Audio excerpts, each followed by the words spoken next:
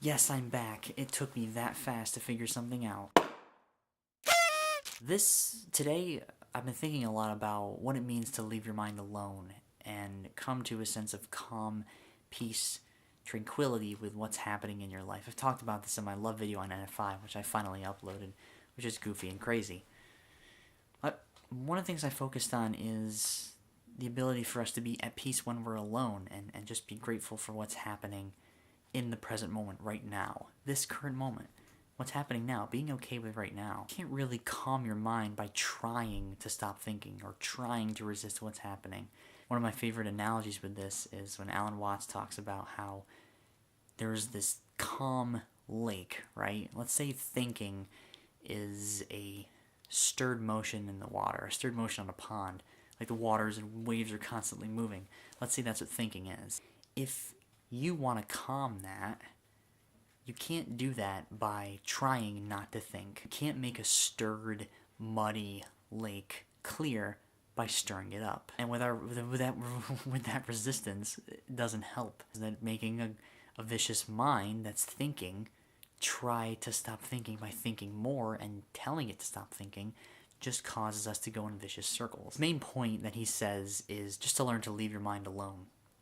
To let your mind not so much let your mind wander in thought, but to take your mind off of the stage of thought and to stop thinking, to close all the mind noise and ground yourself in the present moment, not in past, not in future, but right now.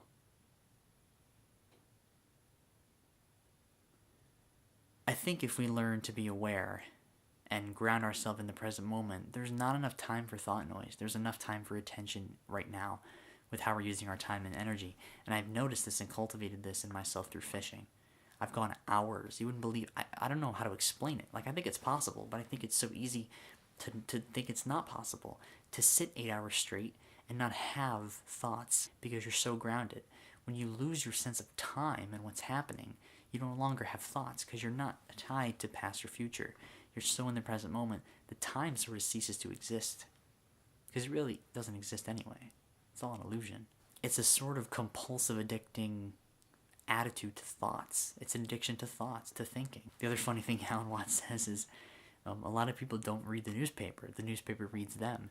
It's designed to catch their attention and to catch this compulsive thinking that they have.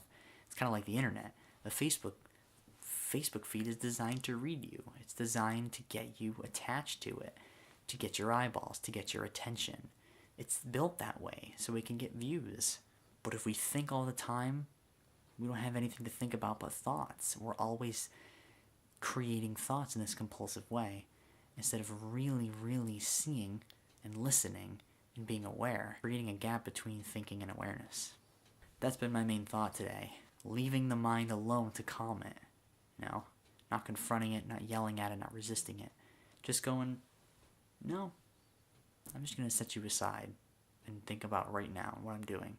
And the integrity and the meditation that comes with doing the activity in the present moment right now. Instead of worrying about what's there, worrying about what's there. All the real work of existence is done right now. Planning is a work focused on the future, but it's an efficient, productive work. It's not a worry or an anxiety or regret. That's a nice leadership image for you. There are so many leadership images. It's my favorite. I'm like, not addicted to them, but I see the world in metaphors now to better understand its complexity. It's just the way that I've come to see it. Keep being you. Don't forget to be awesome. Everybody polka. See you tomorrow.